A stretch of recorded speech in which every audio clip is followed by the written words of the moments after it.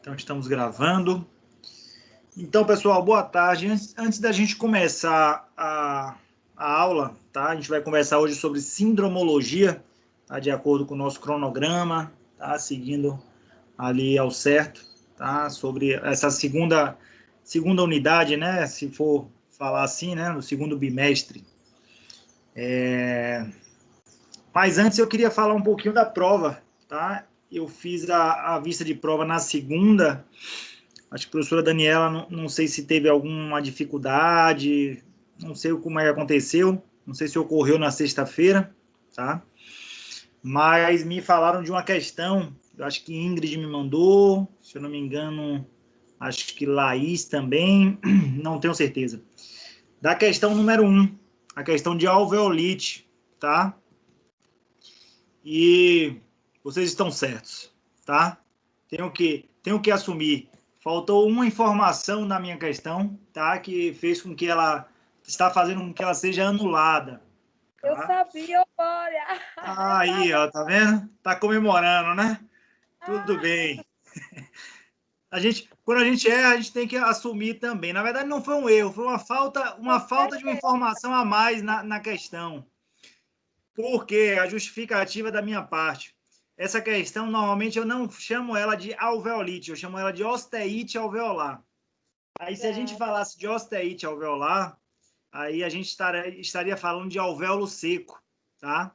Mas vocês estão certíssimos e certíssimas que existe, sim, a alveolite seca e a alveolite purulenta, tá? Então, por este motivo, a questão será anulada, tá? Aleluia.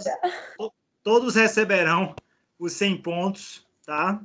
Relacionados a essa questão. Não é, Laís? Laís está comemorando aí, né? Aleluia, porque eu sabia disso. Tá ótimo. Não, é bom. Acho ótimo, que bom. Isso mostra que a vista de prova vale a pena. Para mim, vale a pena para vocês, tá certo? Não é algo que a gente cumpre tabela, é algo que a gente está sempre aprendendo, todos nós, né? Seja num termo específico, tá? Eu chamo a alveolite de uma forma tão comum ao alvéolo seco, porque a rotina é isso. Quando acontece uma alveolite, é que ela tenha a característica de osteite alveolar de alvéolo seco. Raramente acontece a alveolite, a alveolite que tem a supuração, tá? A alveolite purulenta. E quando ela acontece, ela vem acompanhada normalmente de processo infeccioso, tipo abscesso ou celulite, tá? Então, são uns achados aí importantes, mas vocês estavam certos, porque eu estava pedindo a característica clínica. E se fosse uma alveolite purulenta, ela teria, sim, a secreção purulenta, tá? Por este motivo, a questão vai ser anulada, tá? Não fiquem agoniados com a questão da nota, porque se vocês forem ver, eu fiz um lançamento, tá? Não é de presente, mas eu fiz um lançamento de 800 pontos para quem está presente no AVA, como uma segunda atividade parcial, tá? Então, nessa atividade parcial, desses 800, 100 vocês já podem contar que é essa questão anulada. Eu gostaria de conversar com vocês a pedido da coordenação também, tá? Como uma forma de estímulo a vocês, que vocês acessem o Avaliar, tá? Eu acho que é algo importante. Eu tenho 2 anos, estou na Unime, e aí eu procurei ver ao certo, né, o porquê desse Avaliar era tão importante, né, qual era a repercussão, ou se era mais uma situação que a gente precisaria, né, estar ali respondendo questionários à toa. E não é, né? Eu acho que é interessante para todos nós, tá? Desde a instituição, a nós professores, colaboradores, a vocês, né, estudantes lá da instituição. Porque nesse momento vocês conseguem avaliar a instituição, conseguem avaliar os professores de vocês, tá? E conseguem avaliar o curso, tá? Isso é muito importante, até porque o avaliar, ele utiliza um índice, se eu não me engano, que é vinculado a algumas empresas, né, de trabalho, algumas empresas do mercado de trabalho, que utilizam esse índice para recrutar, né? Talvez na odontologia não seja ainda uma realidade, mas em outros cursos sim, tá? Mas eu acredito que em pouco tempo algumas empresas podem recrutar, né, futuros odontólogos, principalmente vocês do 10º semestre, a partir de uma avaliação, né, do que eles avaliem, né, de curso, de professores desse curso. Então, é uma forma de estímulo, tá? Para que vocês possam... Essa pontuação, aí eu vou atribuir 200 pontos, tá? A um acesso do avaliar. Eu acho que é uma forma de estímulo. Então, só aí vocês já teriam 300 pontos, que é 100 pontos da questão que foi anulada, 200 pontos do avaliar. E ao final dessa aula, tá, eu vou passar uma atividade bem simples, tá? Essa aula de hoje é uma aula interessante, eu acredito que vocês não tenham tido muito contato com esse assunto durante a graduação, tá? Estou dando um tempinho aqui, mas eu acho que quase todo mundo já entrou, né? Vocês não têm muito contato com esse tipo de assunto, que é sobre síndromes, tá? Sindromologia. Então, eu separei as principais síndromes relacionadas a... Vocês conseguem me ouvir bem? Tudo tranquilo?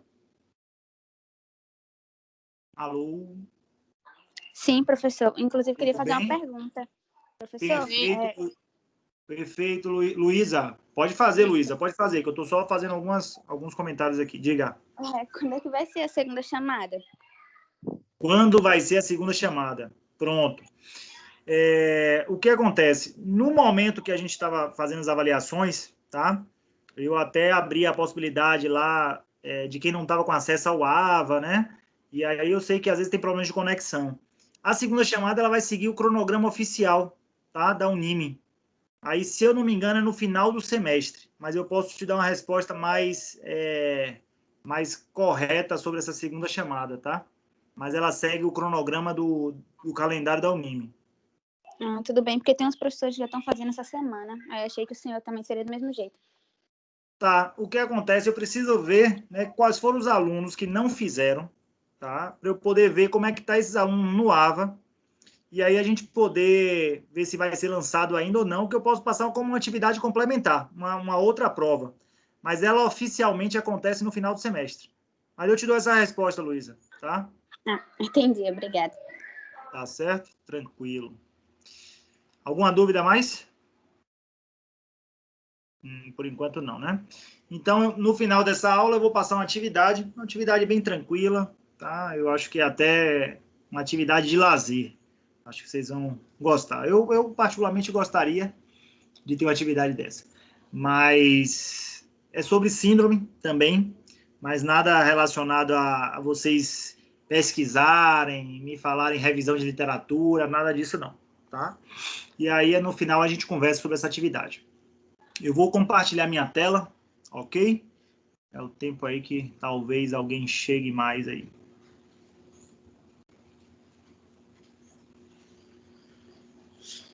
Tudo bem? Todos visualizam? Sim, professor. Ótimo. Estou gostando que hoje está muita gente mais participando, hein? Daqui a uns dias está todo mundo com a câmera aberta, né? Aí é difícil, aí é difícil. Isso não, Vamos... professor. Não vou vou fazer expectativa frente a isso, não. Mas vamos ver se no futuro acontece dessa forma. Então, pessoal, hoje vamos conversar sobre um assunto que eu particularmente gosto muito, tá? Envolvido diretamente na minha área de atuação, no meu dia a dia, tá? E que vocês, em algum momento, né, irão se deparar com algum desses pacientes, tá? Que possuem síndromes. Algumas síndromes são muito mais comuns e vocês com certeza já se depararam, já viram, como a síndrome de Down, por exemplo, tá? Outras síndromes, elas são bem relatadas na literatura, mas são raras, né? Então, em algum momento, em um PSF distante, num CEL, tá? Vocês podem se deparar com o atendimento odontológico desse perfil de pacientes, tá? Então, existe uma imensa de síndromes e malformações congênitas orofaciais, tá? Então, se a gente fosse falar de todas elas aqui, seria praticamente um semestre, né, falando num cronograma sobre essas síndromes. O objetivo da nossa aula atual é que vocês consigam visualizar, né, as principais síndromes, as principais características clínicas, radiográficas, características genéticas, tá? Região maxilofacial, tá? manifestações dessa síndrome na região maxilofacial, que está diretamente relacionada à nossa área, e a gente consiga identificar, tá? Qual é o melhor tratamento para esse paciente. Se ele ainda não foi identificado por alguma equipe médica do diagnóstico da sua síndrome, que vocês possam auxiliar, tá, nesse diagnóstico, e que possa propor a esse paciente uma reinserção na sociedade, tá, uma reinserção dentro de uma comunidade que esses pacientes se encontram normalmente, né, devido ao seu aspecto facial, totalmente marginalizados. Tá? Vocês vão ver que, infelizmente, ou até felizmente, né, estamos num boom da harmonização orofacial, na odontologia principalmente, no qual a gente vem buscando simetrias, vem buscando lábios bem expostos, um nariz mais fininho, bichectomia, tá? Tudo tentando proporcionar as áreas, né, faciais. E esses pacientes, infelizmente, eles já são acometidos de malformações que envolvem, né, uma área estético-social muito grande, que é a cavidade bucal e a face, tá? Se vocês precisarem interromper, quiserem tirar alguma dúvida, quiserem acrescentar, tá, alguma informação sobre as síndromes que serão citadas, fiquem à vontade. Ok? Vamos lá. Então, o primeiro passo que a gente precisa entender, né, é esse conceito de síndrome. Tá? Muita gente chama síndrome de doença e muita doença é chamada de síndrome. A gente precisa entender que a síndrome ela é um conjunto, tá? Conjunto de alterações que irão existir em um indivíduo, tá? Que vão levar a uma falta de equilíbrio a esse indivíduo. Tá? Essas alterações podem ser sinais ou sintomas. Então, essas alterações elas podem ser vistas ou elas podem ser avaliadas de uma outra forma, como as avaliações genéticas, por exemplo. Tá? Então, você tem sinais, você tem sintomas que podem estar relacionadas a esses pacientes e de uma forma comum. Tá? Para que a gente possa classificar uma síndrome, tem que existir uma média de 3 sinais ou sintomas comuns a todos esses pacientes que têm a síndrome. Tá? Então, para que um paciente ele seja classificado como uma síndrome de Apert, por exemplo, que a gente vai conversar, ele precisa ter sinais, tá? Características clínicas que levem esse indivíduo a se encaixar na síndrome. Essas características elas precisam ser idênticas a um outro paciente que tem a mesma síndrome de Apert? Não. A gente vai perceber que existem graus de severidade diferentes. Então, vocês vão perceber que existe uma síndrome aqui chamada de Parry-Romberg, que é uma síndrome que tem uma atrofia hemifacial. Em alguns pacientes, essa atrofia, né, uma atrofia progressiva, ela acontece muito severamente. Então, de um ano para o outro, o paciente tem uma atrofia de metade do rosto. Em outros pacientes, existe essa mesma atrofia, mas de forma gradual, mas se encaixa dentro de uma característica comum, tá? E muitas são as causas, tá, que são procuradas, né, por geneticistas, né, procuradas por equipes médicas para tentar justificar a família, justificar aos pais, né, o porquê que o seu filho tem aquela síndrome, se foi algum momento durante a gestação, se é algum choque genético interfamiliar. Ainda não existe nenhuma teoria, né, que esteja totalmente aceita para justificar o porquê um paciente nasce com a síndrome e o outro não.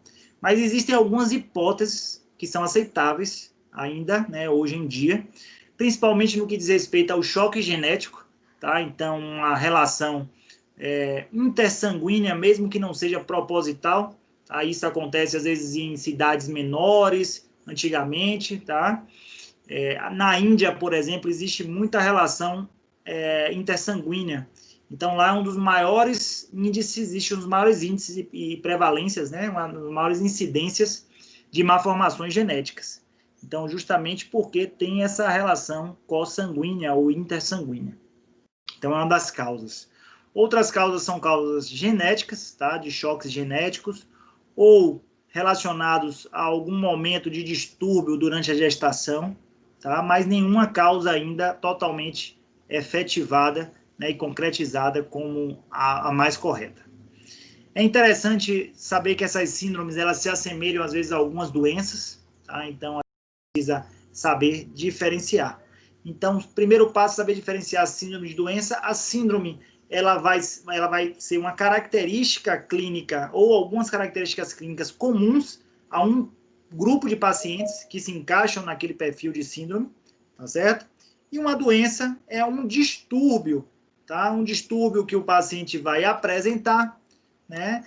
Uma diabetes, por exemplo, um distúrbio de metabolismo da glicose. Isso não se encaixa numa síndrome, tá? Porque normalmente é um distúrbio único e não um conjunto de distúrbios que se encaixem, né? E façam com que a diabetes seja uma síndrome, tá? Então é isso, saber diferenciar. Existe uma doença e existe a síndrome, ok?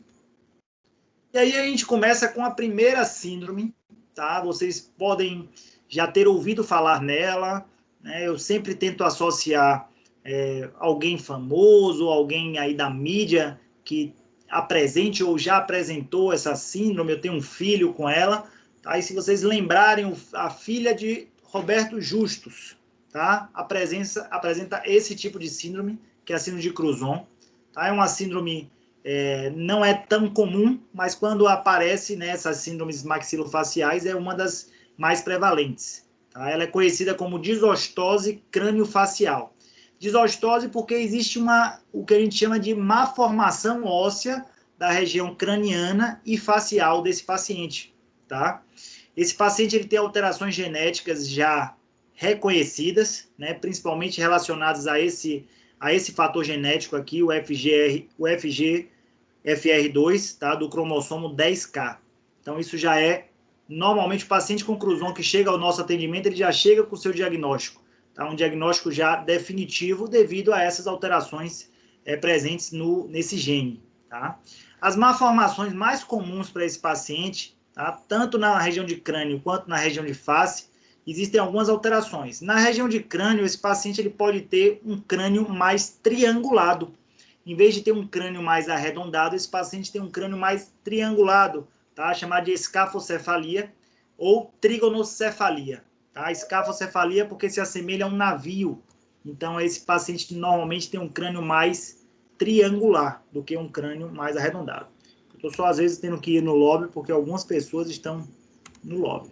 Se vocês souberem de alguém que está no lobby esperando, falam aqui para mim, tá? De características faciais para esses pacientes, o que a gente pode observar? A cavidade orbitária desse paciente ela é rasa. E aí o que acontece? Esses pacientes tendem a ter uma proptose ocular, é como se o olho do paciente estivesse saindo da caixa, né, ocular dele. Então, é um paciente que ele abre bem os olhos e aí você consegue identificar o globo ocular desses pacientes com a proptose, né, para fora. Por isso, esses pacientes podem apresentar deficiência auditiva e visual. Tá? Pela proptose ocular, ele pode apresentar deficiência auditiva e pela compressão craniana, tá? Que ele não tem um crânio arredondado e sim um crânio triangular, ele pode ter uma compressão do nervo auditivo, tendo uma deficiência auditiva. Então, é comum que tenha visual e auditiva para esse paciente.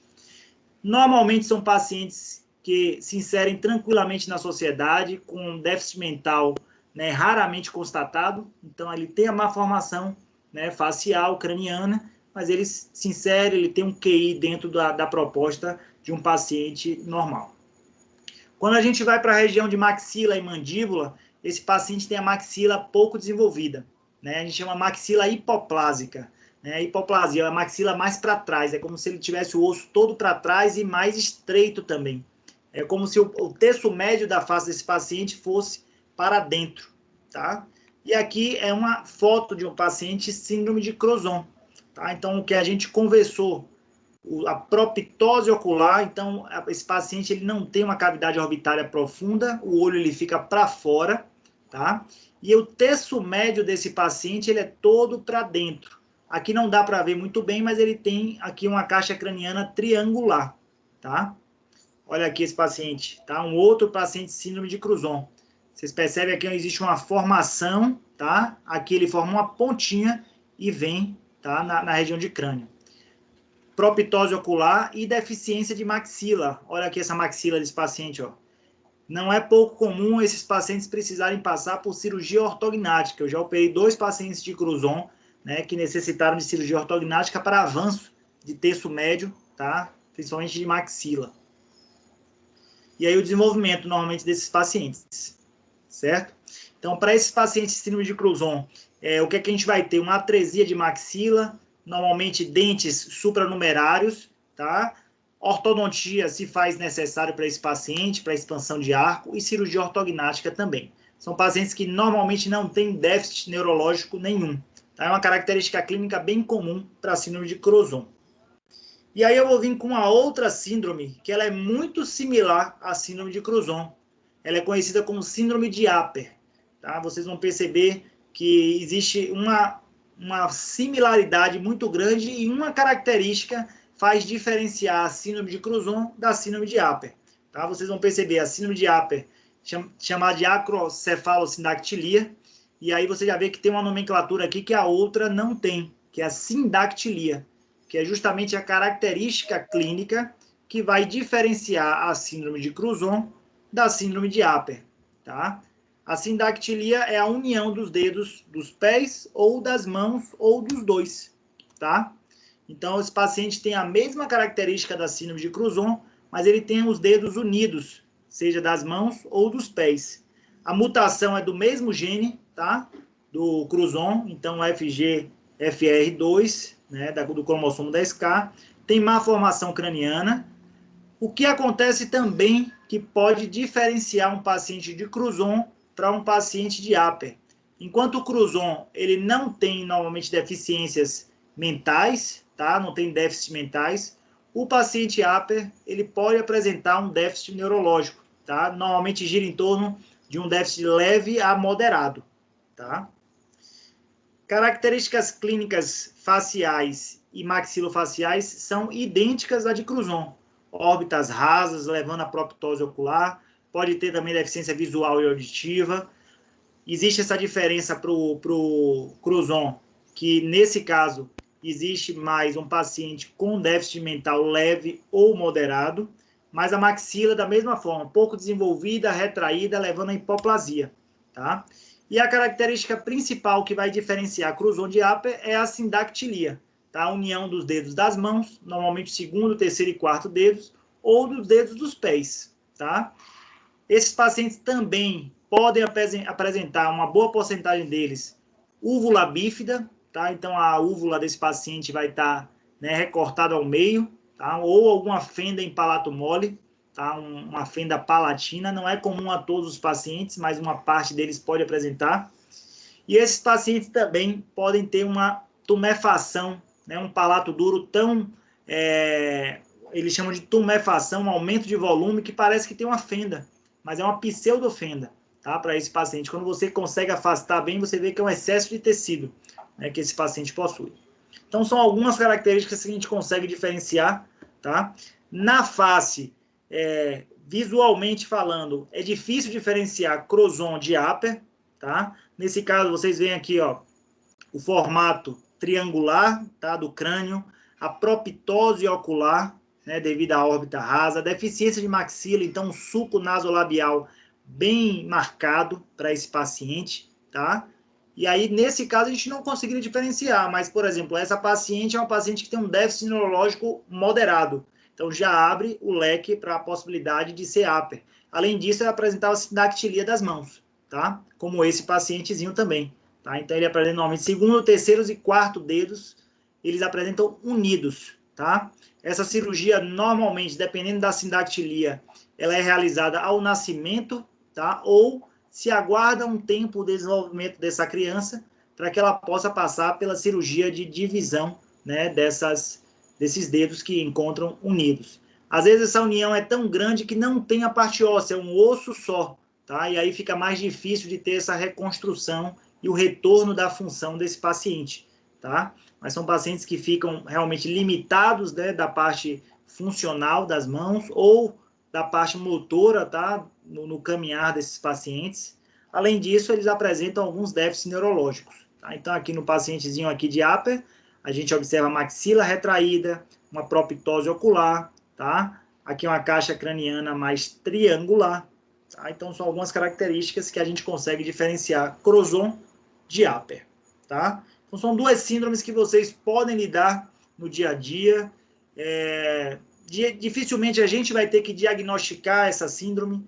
Esse paciente ele vai chegar encaminhado para um tratamento odontológico, para uma ortodontia, para uma cirurgia, tá? Já vai chegar com um laudo do geneticista, da equipe médica que vem acompanhando, sendo que o laudo já descreve a sua síndrome, seja ela de Cruzon ou seja de Apert. Tudo bem até aqui? E aí a gente vai conversar sobre uma terceira síndrome, conhecida como síndrome de Treacher-Collins, tá? Essa é uma síndrome também, né, que chega bem ao nosso ambulatório. Atendemos um paciente com essa síndrome, tem 2 semestres lá na Unime, tá? Cruzon e Apert, não tivemos ainda a oportunidade, enquanto eu estou na Unime, né, esse período, não tivemos a oportunidade de atender, mas pode ser que venha, né, esses pacientes venham. Mas uma síndrome de Treacher-Collins a gente teve a oportunidade de atender há 2 semestres atrás, inclusive até ele deve voltar esse semestre, tá? Quando retomar as atividades, a gente vai entrar em contato para que ele retorne.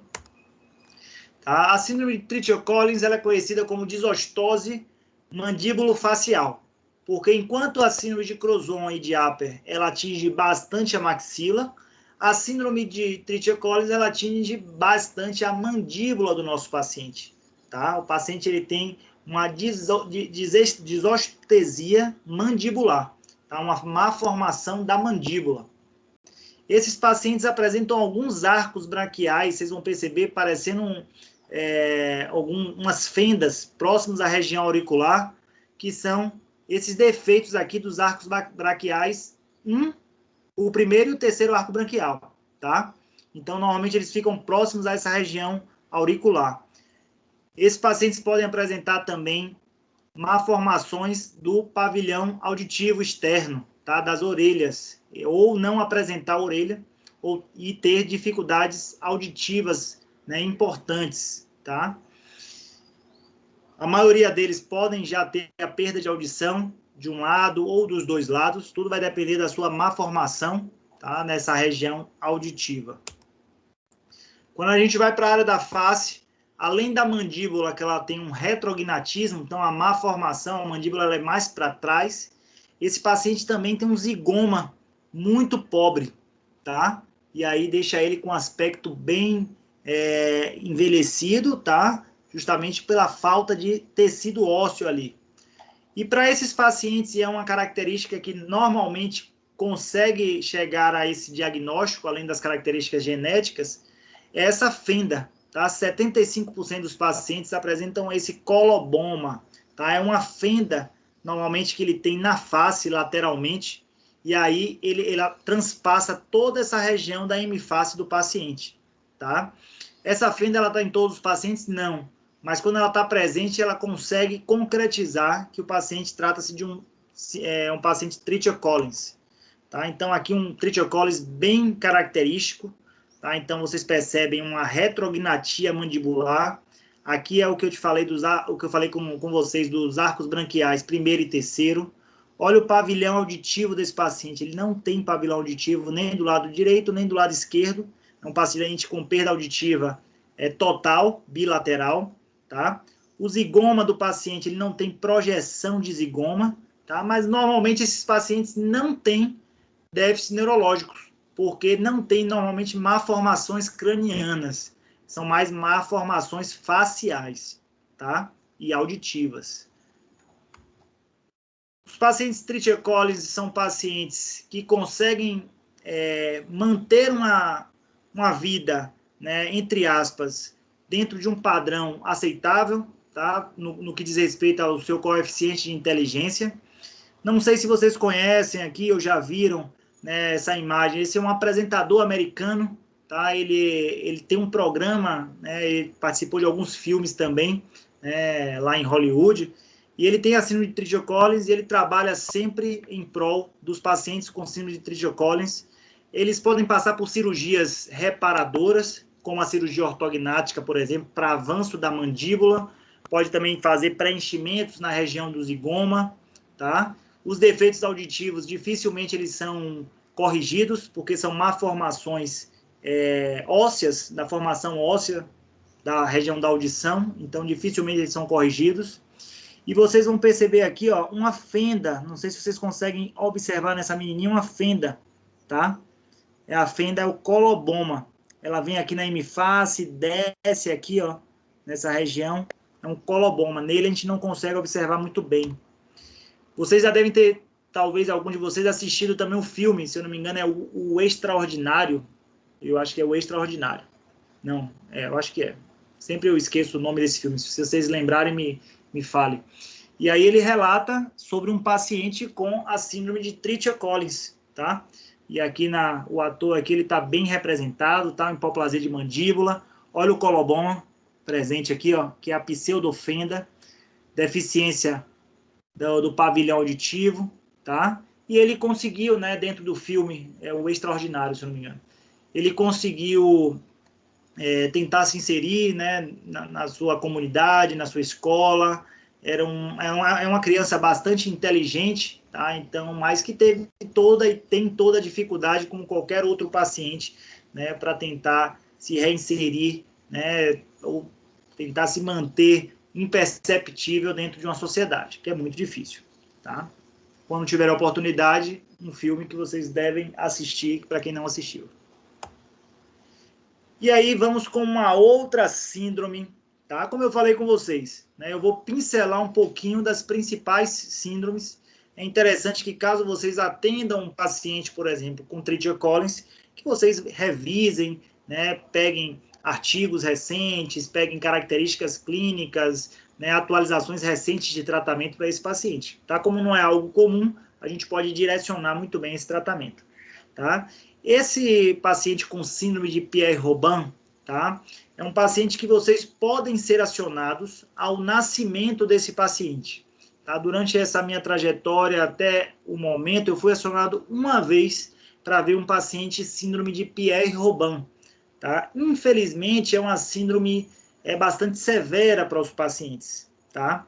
É uma síndrome bastante severa porque são pacientes que normalmente podem vir a óbito nos primeiros momentos da vida, tá? Ou talvez até o primeiro ano, segundo ano, dependendo da severidade da síndrome.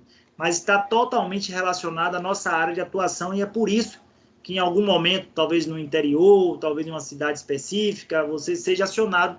Não, chama o dentista, chama o cirurgião ali, bucomaxilo, para poder avaliar esse paciente, se tem como fazer alguma cirurgia de imediato ou não, tá? A síndrome de Pierre-Robin, existe uma sequência, tá? Chamada de tríade de Pierre-Robin, tá? Conhecida também como anomalia de Pierre-Robin, mas hoje a gente chama de síndrome, tá? 3 características precisam estar presentes para esse paciente fechar a síndrome como Pierre-Robin.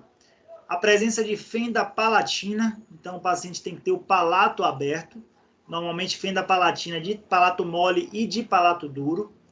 Esse paciente ele tem uma micrognatia severa. Se a gente acha que o paciente com Treacher-Collins tem micrognatia, retrognatia, o paciente Pierre-Robin, ele algumas vezes nasce sem mandíbula, tá? Então eu vou mostrar uma foto aqui de um paciente que praticamente nasceu sem mandíbula. E aí imagina um pacientezinho sem mandíbula, o que é que vai acontecer para ele? A língua vai cair para a região de orofaringe ao nascimento e vai ter obstrução de sua via aérea, tá? Em posição supina.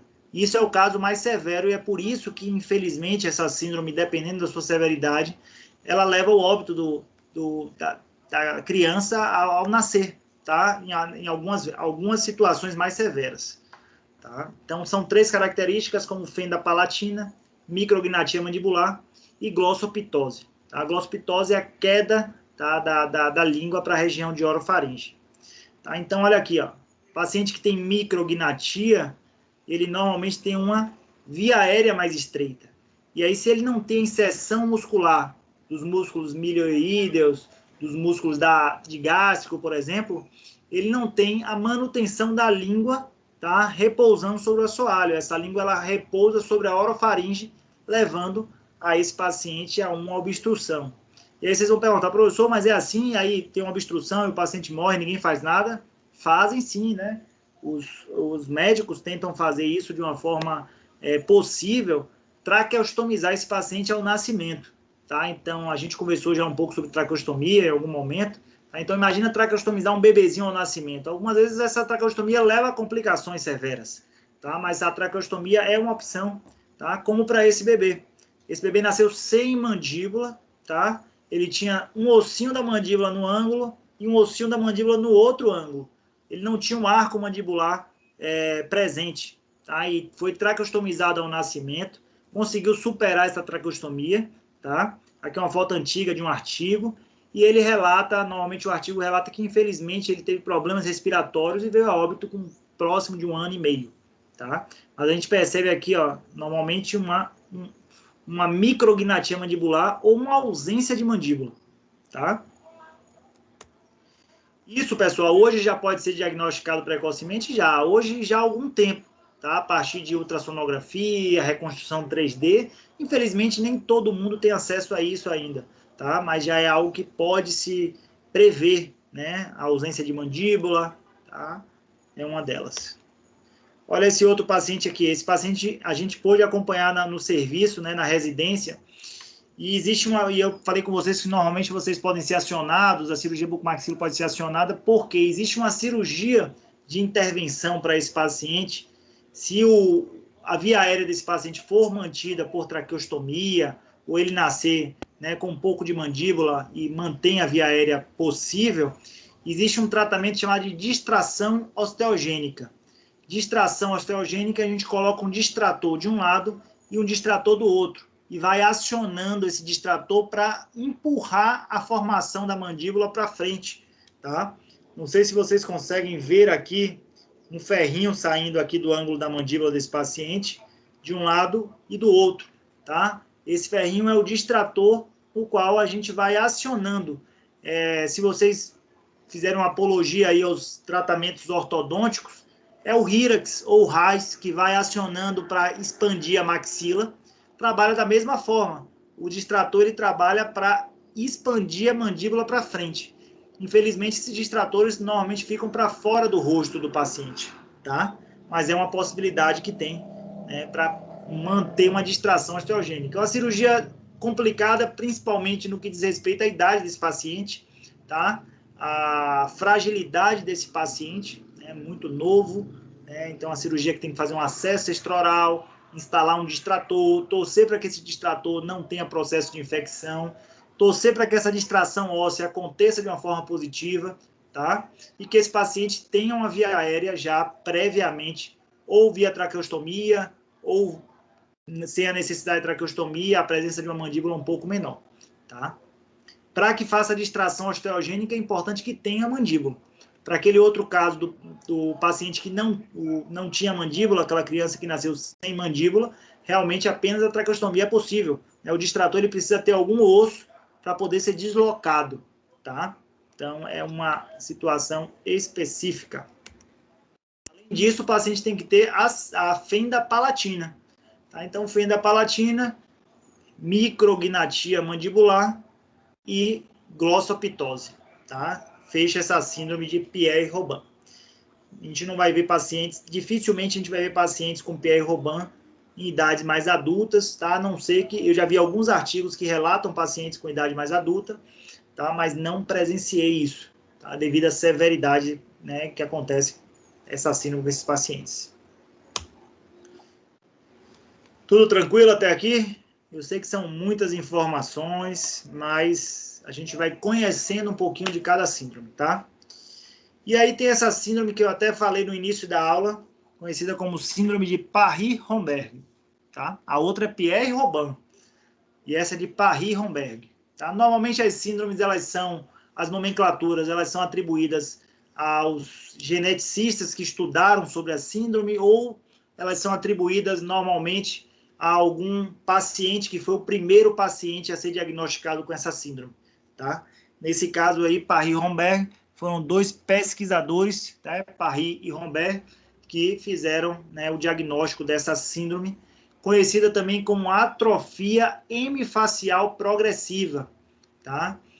Se a gente for ver aqui ao nível da palavra mesmo, né, do diagnóstico, atrofia progressiva, metade do rosto do paciente ele atrofia.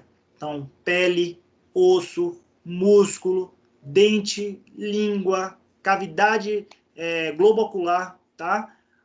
Pavilhão auditivo. Então, metade do rosto do paciente começa a atrofiar. E isso pode levar a problemas severos ao paciente, tá? E é um problema normalmente progressivo, mas ele se estabiliza normalmente na idade adulta do paciente.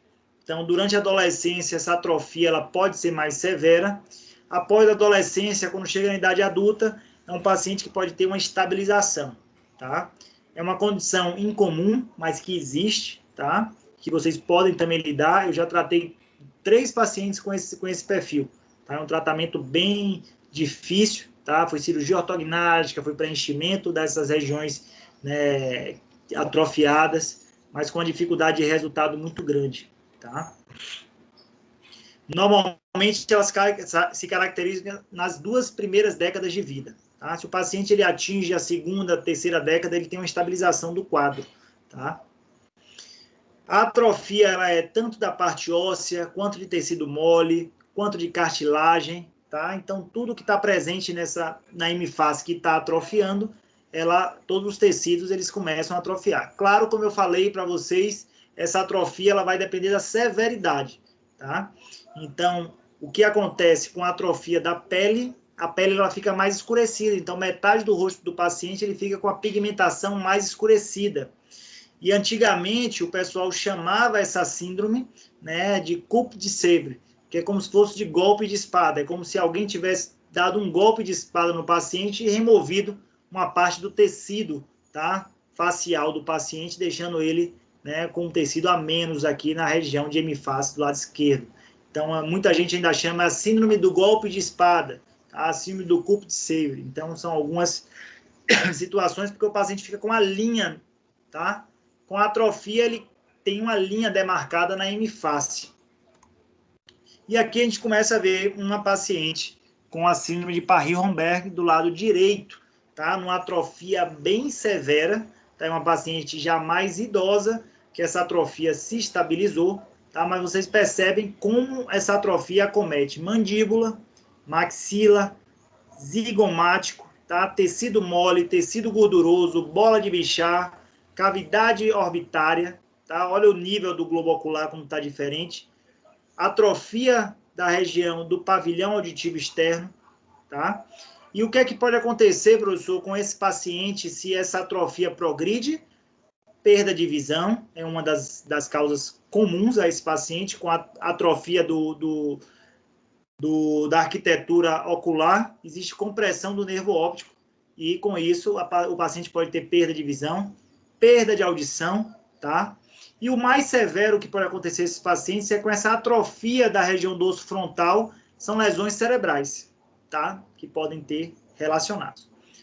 Tratamento para esses pacientes, tá? Os tratamentos para esses pacientes vão depender de cada caso, tá? Vocês percebem aqui, às vezes uma atrofia que pega mais o tecido mole, essa daqui já é uma atrofia que pega mais o tecido duro do paciente, tá? Então, a mandíbula, lábio, vocês percebem que o lado esquerdo ele é mantido, o lado aconteceu a atrofia, isso pode acontecer também do lado esquerdo, tá? E aí o paciente aqui, nesse caso, teve uma reabsorção grande do osso zigomático, uma reabsorção grande do tecido muscular, aqui, ó, os músculos da face, de expressão facial, de masseter, tá? Essa paciente já estava tendo compressão do globo ocular, perda de visão do lado direito, tá? Já estava com perda auditiva parcial relacionada. As dentições, elas são alteradas, tá? Então, às vezes, tem perdas ósseas relacionadas aos dentes. Essa paciente aqui é uma paciente relativamente famosa, tá? Vocês não devem conhecer, eu também não conhecia, mas foi um amigo meu de Minas que chamou, que me passou, na verdade, essa foto. Paciente bem bonita, ela foi, acho que Miss Minas Gerais, não tenho certeza. E descobriu, né, que seu rosto estava começando a ter uma diferença de um lado para o outro. E aos 17 anos, se eu não me engano, 17, 18 anos, ela fechou o diagnóstico de síndrome de Paris-Romberg, tá? E eu acho que nessa mesma idade ela conseguiu ainda ser Miss Minas Gerais, se eu não me engano, tá? E aí A gente percebe uma beleza bacana nessa paciente, né? Uma harmonia facial bem legal, mas a gente já consegue perceber aqui uma deficiência de tecido mole, da parte óssea, tá? Tratamentos podem ser feitos? Podem ser feitos, tá? Então, preenchimentos labiais. Existe um tratamento que a cirurgia plástica tenta fazer muito, que é a inserção de um silicone intradérmico para tentar expandir essa pele de novo, tá? Existe o preenchimento aqui com PMMA, que é o polimetilmetacrilato, tá? São algumas situações, mas o mais importante é que ela não progrida. E como faz para não progredir é o acompanhamento. Infelizmente, essas severidades das síndromes, elas não conseguem ser muito interrompidas, tá? Isso vai muito do fator genético, mas tendo um acompanhamento, né, um procedimento, no caso, uma compressão do nervo óptico, o paciente pode passar por uma cirurgia para descompressão desse nervo e tentar manter a sua acuidade visual, tá? Mas é algo que pode se tentar. Ok? Então, a síndrome de Paris-Rombert. Já estamos caminhando no meio para o final, na verdade. Então, a gente vai falar agora sobre essa síndrome que vocês conhecem bastante. Eu acho que é a que vocês devem mais conhecer, que vocês devem ter mais contato, tá? No nosso ambulatório, com certeza, é o carro-chefe, que é a síndrome de Down, tá? Uma das síndromes mais conhecidas, é uma síndrome de origem principalmente genética, né? A trissomia do cromossomo 21. Como a gente já havia conversado previamente, esses pacientes podem ter ou não algum déficit mental, mas é comum que eles tenham um déficit mental mais leve ou moderado. E existem alterações faciais, bem características para esses pacientes. É a mais comum, 1 a cada 600 nascidos vivos, tá? Então pode apresentar a síndrome de Down. De uma forma geral, a face do paciente Down é uma face bem característica, eles se assemelham, tá? Os pacientes Down se assemelham muito, tá? Porque já tem o nariz normalmente achatado, e é um dos diagnósticos que podem ser feitos de forma intrauterina, é o osso nasal achatado. A língua protusa, normalmente pela atresia de maxila e de mandíbula, então um paciente tem uma boca menor e a língua um pouco maior, e a língua fica para fora. Pescoço curto, tá? Existem achados na íris do paciente que podem ter um diagnóstico bem preciso, né, que são essas manchas de Bruchfeld. Então, a oftalmologia pesquisa bem ao nascimento, né, de um paciente Down essas manchas, normalmente elas estão presentes. Esses pacientes têm uma flexibilidade grande de articulação, volta e meia apresentam dores na ATM, então problemas de DTM, além de poderem apresentar defeitos cardíacos congênitos, como a gente já conversou, a tetralogia de Fallot é uma delas, tá? Ou alterações cardíacas importantes que têm que ser avaliadas, né, previamente a um tratamento cirúrgico odontológico, por exemplo. Paciente síndrome de Down, de uma forma geral, sua cavidade bucal, ele tem menos índice de cárie, tá? Normalmente devido, né, a alguma alteração, né, de esmalte, né? Existem algumas justificativas, mas eles não têm um índice de cárie tão grande, mas tem um índice de doença periodontal importante, tá? O palato é ogival, mais profundo, eles podem apresentar alguma fissura, a macroglossia ela é observada muito em pacientes com síndrome de Down, além de retenção de dentes descidos e presença de dentes supranumerários, tá? São algumas situações, né, anomalias de erupção podem estar presentes no paciente síndrome de Down. Interessante que essa síndrome, por mais que ela tenha essas alterações relacionadas ao déficit mental, são pacientes que conseguem se inserir na sociedade, tá? Conseguem seguir um caminho, né? Alguns conseguem estudar na escola padrão, a outras crianças também, tá? Dependendo do grau de déficit mental, tá? O que a gente percebe é que esses pacientes casam, esses pacientes tocam música, se formam, então nunca duvide aí de nenhum paciente sindrômico, que dirá de um paciente síndrome de Down, tá certo? Isso é importante.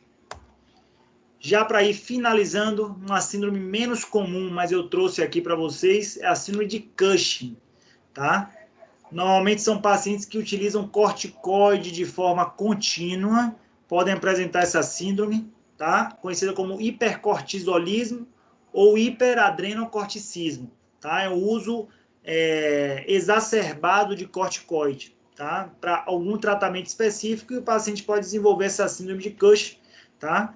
o paciente ele tem uma desordem na produção do cortisol, tá certo? Uma desordem a mais, o paciente ele utiliza corticoide de forma elevada e tem uma desordem dessa produção do cortisol, que é um hormônio endógeno dele, tá?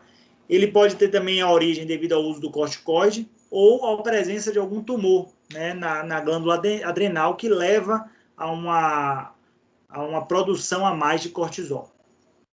Tá? O que é que a gente pode ver nesses pacientes é um aumento de peso generalizado e algumas situações relacionadas à face, né, como um acúmulo de gordura, né, uma face mais avermelhada, tá? Esses pacientes podem ter uma característica chamada de corcova de búfalo, então nessa região cervical posterior, um acúmulo de gordura, né, conhecido como giba, ou também acúmulo de gordura na maçã do rosto, tá? Conhecido como face de lua cheia. Essas são as características de um paciente de síndrome de Cushing, as bochechas avermelhadas, a presença desse coxinho aqui, que é chamada de corcova de búfalo. Oi! E como aceitar Nilma? Nilma. Nilma não tá aqui, não. Tá, vou falar com ela, obrigada. Não tá no lobby, não. Viu? Fala assim que ela tiver, porque toca aqui para mim. Não apareceu, não. Então, as bochechas avermelhadas, tá? A presença desse coxinho gorduroso também. E presença de gordura localizada, tá? Aqui o coxinho que eu falei com vocês, tá? Então, normalmente, qual é a importância, professor, que eu preciso ter para esse perfil de paciente no meu consultório, tá? Então, paciente com síndrome de Cushing, tá? Ele precisa primeiro estar estabilizado os níveis de cortisol. E vocês, normalmente, dependendo do procedimento que vocês irão realizar, se for uma cirurgia, é importante vocês adequarem o uso desse corticoide. O paciente, normalmente, tá? Claro que podem ter alterações, ele precisa dobrar o corticoide um dia antes, no dia e um dia depois da cirurgia. Então, se ele já usa um corticoide, vamos supor, um dexametasona de 4 miligramas, ele já usa há 1 ano por causa de um problema específico que ele tem. No dia da cirurgia, no dia que você programou a cirurgia, um dia antes, eu acho que Nilma chegou aqui, não, Bruno, Ricardo e Nilma agora. Vou aceitar os dois. Então, no dia que você programou a cirurgia com ele, você vai orientar. Seu João, se eu tomar dexametasona 4 miligramas, um dia antes da cirurgia você vai tomar 8, no dia da cirurgia você vai tomar 8 e um dia depois vai tomar 8. E depois vai continuar a tomar de acordo com a receita médica que ele tem. Tá certo? Essa é a importância principal da síndrome de Cushing, né, que vocês têm que ter com o paciente de vocês. Tá? Uma outra síndrome que vocês já devem ter ouvido falar, tenho certeza, síndrome de Sjögren. Tá? Síndrome de Sjögren está relacionada à parte da salivação, tá? Xerostomia, xeroftalmia. É uma doença autoimune, tá? Uma condição autoimune, tá? Desse paciente. Essa destruição acontece das glândulas salivares e lacrimais. Então, o paciente tem uma produção de saliva, uma produção de lágrima afetada. Normalmente são pacientes do gênero feminino em idade adulta, tá? E que podem apresentar duas características importantes, que é a xeroftalmia e a xerostomia. Xeroftalmia é o ressecamento da conjuntiva e xerostomia é o ressecamento da cavidade bucal, tá? Algumas situações podem levar à síndrome de Sjögren, como a artrite reumatoide e o lúpus. Para esses pacientes, qual é a dificuldade principal, tá? Dificuldade de deglutição, imagina a boca seca, você tentar mastigar, tentar deglutir o bolo alimentar, é difícil. A língua, normalmente, as papilas gustativas ficam fissuradas, o paciente perde um pouco a sensação do gosto dos alimentos, tá? Algo de mais grave pode acontecer no globo ocular desses pacientes, tá? Como uma ceratoconjuntivite, levando à perda ocular, tá? E as peles e mucosas, de uma forma geral, são ressecadas. Inflamações em glândulas salivares podem acontecer, principalmente em parótida, submandibular, tá? Então, existe um exame chamado cialografia, no qual a gente consegue ver como é que anda a distribuição salivar para esse paciente. Como eu falei, a xerostomia e a xeroftalmia são sinais importantes observados, tá? Então, língua fissurada, ardência bucal, síndrome da ardência bucal. Para esses pacientes, a gente normalmente orienta alguma situação de saliva artificial, tá? A gente já orienta a utilização de saliva artificial, já existe, né, em processo de... Professor, Oi, em cirúrgica 2, eu tive uma paciente com essa síndrome. É bem estranho, porque não tem absolutamente nada de umidade na boca de saliva. ressecada total, né? Isso. E ela relatava bem isso da ardência e tal. Aí o professor Lúcio receitou a ela a saliva. A saliva artificial. Não é isso? Perfeito, perfeito. É assim, eu já atendi um ou dois pacientes com essa síndrome de Sjögren. Você toca na língua do paciente, parece endurecida, tá? Não sei se você teve a oportunidade de fazer a avaliação clínica. É essa característica aí que vocês estão vendo no slide. Você toca ali, parece que está endurecida, não é aquela a língua, o tecido, né, que cobre a mucosa, que cobre, ela está toda endurecida, tá? E realmente a síndrome da ardência bucal é algo que acontece bastante. A gente já observa isso em pacientes que têm uma hipossalivação, que dirá os pacientes que não têm salivação, tá? Que pode ter uma xerostomia, né, desse grau, tá? Mas é interessante sim, volta e meia a gente vai atender aí nas nossas clínicas da Unime, e que a saliva artificial é uma opção, assim como a lágrima artificial também, tá? A gente pode medir, né, o oftalmologista normalmente ele mede os níveis lacrimais do paciente, e é interessante que esses pacientes eles mantenham o máximo possível a oclusão palpebral, tá? Esses pacientes eles dormem normalmente com uma fitazinha que oclui a pálpebra deles, para manter o mínimo possível de exposição, e pode ter uma situação que a gente conversou, que é a ceratoconjuntivite, né, levando à perda visual desses pacientes, tá? Em algum desses pacientes. Interessante que já teve gente que atendeu, tá vendo? Por último, pessoal, eu trouxe aqui a síndrome da imunodeficiência adquirida, tá? O HIV, a SIDA, né? Então, os pacientes HIV positivos. Antigamente, a síndrome da imunodeficiência adquirida era conhecida como uma síndrome, tá? Hoje ela é conhecida como uma doença, tá? Mas essa nomenclatura de síndrome sempre permaneceu e vai sempre permanecer, tá? Porque existiam algumas características específicas e no momento, como era algo recente, foi dada uma nomenclatura de síndrome da imunodeficiência adquirida, né, pelo porte do HIV. Tá? Então, é uma infecção por um vírus, tá? O HIV. Essa imunodeficiência ela é normalmente progressiva. Nos dias mais atuais, né, de algum tempo para cá, esses pacientes, essa imunodeficiência ela é estabilizada e o paciente consegue manter uma vida, né, bem mais longa do que antigamente, mas infelizmente esses pacientes passam por infecções oportunistas, e essas infecções oportunistas elas podem atingir a cavidade bucal, né, de uma forma muito comum, tá? É importante sempre ver como é que anda a replicação viral desses pacientes, os níveis, tá? As contagens virais, né? A partir disso, dessas contagens virais, é que a gente consegue lidar, né, com o tratamento desses pacientes, e o tratamento com antirretrovirais, ele normalmente busca a diminuição dessa carga viral presente nos pacientes e uma estabilização desse quadro, tá? É o que acontece hoje, tá? Uma terapia antirretroviral, né, que é bem potente, existe um coquetel específico que os pacientes utilizam. Normalmente, os mais acometidos hoje em dia são mulheres em idade fértil, tá? Então são as contaminações maiores, mas é importante, né, que a gente, de uma forma geral, trate todos os nossos pacientes como potencialmente contaminados, né, e tenham todos os cuidados da precaução universal.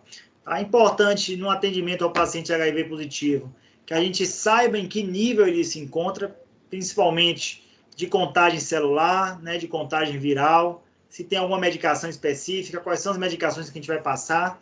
A notícia boa é que as medicações que utilizamos para os nossos pacientes não tem interações com o coquetel, quase nenhuma outra medicação tem interação com o coquetel para o HIV, tá? Mas é importante saber o estado hematológico desse paciente, níveis de plaqueta e a presença ou não de doenças oportunistas. Quais seriam essas doenças oportunistas? E aí é normalmente vocês vão lembrar bem, tá? Infecções fúngicas, como a candidíase, infecções virais, como a herpes, o herpes zoster, tá? Então, são infecções oportunistas. Bacterianas, então, infecções odontológicas, odontogênicas, celulite, abscesso, são mais comuns, né? Faceite necrotizante, né? São mais comuns a esses pacientes com HIV, né? Ou com síndrome da imunodeficiência adquirida. Elas acontecem, são mais difíceis de curar. Então, uma infecção mais persistente, que esteja progredindo, né, de uma forma ruim, mesmo com o uso de antibióticos, tá? Pode-se pesquisar uma possível alteração imunológica desse paciente. Tá? Doenças periodontais, neoplasias, tá? A gente tem o sarcoma de Kaposi, que é uma das alterações mais comuns, tá? de neoplasia presente na cavidade bucal dos pacientes HIV positivo. Tá? Importante que essas manifestações, elas acontecem, na sua grande maioria, na cavidade bucal. Então, no início das infecções pelo HIV, tá? E a formação da SIDA, né? Da síndrome da imunodeficiência adquirida, o cirurgião dentista ele era muito requisitado, né? Frente ao diagnóstico, ou ele mesmo conseguia direcionar o paciente para uma avaliação por essa infecção. Né, presença de sarcoma, presença de infecções fúngicas recorrentes, infecções bacterianas, né, ou virais, como a herpes. Tá? Hoje, esses pacientes já têm um centro de tratamento, um acompanhamento mais preciso, as infecções oportunistas são muito menores, tá? Então, em menor grau, muito menos acometidas esses pacientes. Tá? É importante que a gente tenha essa capacidade de ter esse diagnóstico, e de manter a saúde bucal desses pacientes. Tá? O atendimento, nós fazemos esse atendimento lá na Unime, esses pacientes podem ser atendidos na clínica de PNE tranquilamente, tá? Alguns desses pacientes já foram atendidos lá, a gente segue os mesmos protocolos, ok? Então, pessoal, para que a gente finalize, o que é que eu gostaria de trazer nessa aula de síndrome, tá? Eu sei que são muitas informações, essa aula vai estar gravada, vocês podem rever também, se for o caso, mas é uma pincelada das principais síndromes, tá? Que vocês podem encontrar no dia a dia de vocês. Outras síndromes podem acontecer? Podem também. O que é que eu recomendo? Que assim que vocês atendam um paciente com a síndrome já diagnosticada, né, com uma condição genética já diagnosticada, que vocês aprofundem o conhecimento frente àquele paciente. Tá? Então, é uma síndrome de Ehlers-Danlos, que é uma síndrome de deficiência de colágeno, não trouxe aqui. Tá? É uma síndrome que o paciente puxa a pele, né, e fica parecendo que a pele é elástica, ele consegue, né, fazer movimentos articulares que uma pessoa que não tem a síndrome também faz. Tá? Então, vocês têm esse paciente, vai estudar um pouquinho dessa síndrome de Ehlers-Danlos, qual é o problema, o que pode influenciar no meu tratamento odontológico. Esses pacientes com Ehlers-Danlos, ele tem muita luxação de mandíbula, tá? Mas a gente precisa ir conhecendo. Então, é isso que eu quero trazer para vocês, que vocês conheçam, tá? Que vocês possam tratar esses pacientes. Né? Mais uma vez, são pacientes, assim como os PNEs, se encaixam nos PNEs, claro, são pacientes marginalizados dentro de tratamentos médicos, odontológicos, né, sociais. Muitos consultórios, clínicas privadas não tratam esses pacientes, eles acabam indo para centros de referência, tá? Lá no centrinho, a gente atende pacientes com fissura, tá? Fissura lábio-palatal, e com pacientes com alterações, né, da crânio-faciais. Então, volta e meia também, alguns pacientes com síndrome são atendidos lá, tá? Mas vocês devem sim ter a possibilidade de conversar, fazer anamnese desses pacientes e perceber que o tratamento muitas vezes não vai, o tratamento odontológico não vai variar, é uma restauração que você precisa fazer naquele paciente, tá? Uma limpeza, uma adequação bucal, tá? Não vai ter uma variação muito grande. Beleza, pessoal? Ficou alguma dúvida frente a isso? A aula de hoje? Eu sei que talvez sejam algumas informações novas e muita informação, mas é importante que vocês assimilem aos poucos. Então, ó, atividade tranquila, eu acho que quase todo mundo já deve ter assistido esse filme, né? Para quem não assistiu a atividade, assistir o filme, tá? É um filme que eu acho que tem tudo a ver com a nossa clínica de PNE, a nossa matéria, tá? Bem bacana. Vocês vão perceber aí que é um aprendizado, né, para a vida também, né? Além de ser um filme bem feito. Oi. Fora que esse filme começou a chorar, né? Eu já soube que o pessoal chorou muito aí. Eu não sou muito de chorar, não. Mas eu soube que o pessoal chora bastante aí quando assiste esse filme. Mas não é a intenção fazer você chorar, não. Você já assistiu, Laís? Esse filme é muito lindo. Eu também achei, eu assisti ele 2 vezes. Achei bem bacana. O que eu quero que vocês façam, tá? E aí eu vou pedir que vocês encaminhem para o meu e-mail, tá? Eu vou passar o meu e-mail. Posso passar para... Quem é o líder da turma? Eu já tenho, professor. Você já tem meu e-mail, né? Então, bacana. O que é que eu preciso que vocês encaminhem? Deixa eu dar a data, porque vai ser correspondente aos 500 pontos remanescentes dos 800, tá? Que eu já lancei. A data vai ser a seguinte, ó.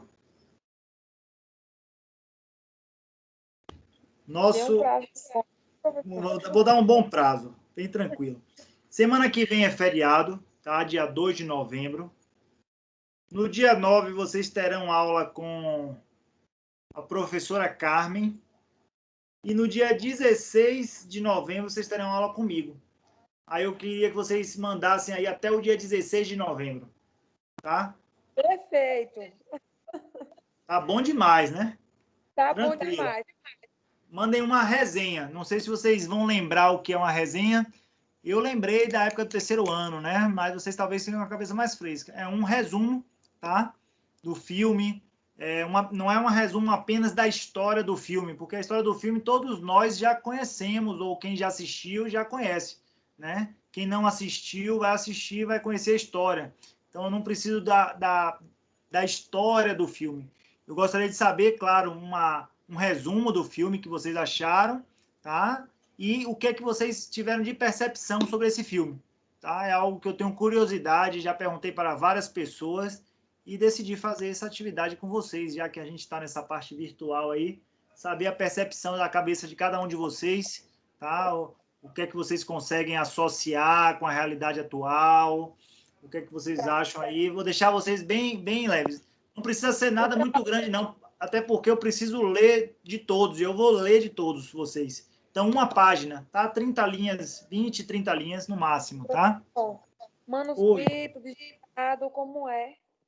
Como vocês vão mandar por e-mail, eu acho que fazendo no Word fica bacana. Bota ali o nome de vocês direitinho, o título, tá? Tudo tranquilo, nome completo, para eu poder atribuir essa avaliação. Tá no Word mesmo, viu? Uma página. Então, bota sei lá, numa fonte de 12, mais ou menos, e uma página. Tá? Não me mandem 5 páginas, não. Eu vou querer ler 5, porque eu tenho muita curiosidade de saber o que cada um pensa sobre esse filme. Mas me mandem uma com informações precisas aí para que a gente possa discutir. Aí, quem sabe, mais para frente, depois que eu ler a opinião de todos vocês, a gente possa discutir um pouquinho sobre esse filme. Tá certo? Tá certo, joia. Eu vou mandar o e-mail para o grupo, tá? Pode mandar meu e-mail, Laís. Você vai mandar meu e-mail para todo mundo aí, né? Para o grupo de PNE. Tá, então até o dia 16 vocês me mandam. Vocês vão ter aulas com outros professores e aí dia 16 a gente volta aqui a manter o nosso cronograma, viu? Ok? Então, Ok, professor. Tudo certinho. Nos encontramos em breve. Tchau, professor. Certo, professor. Tchau.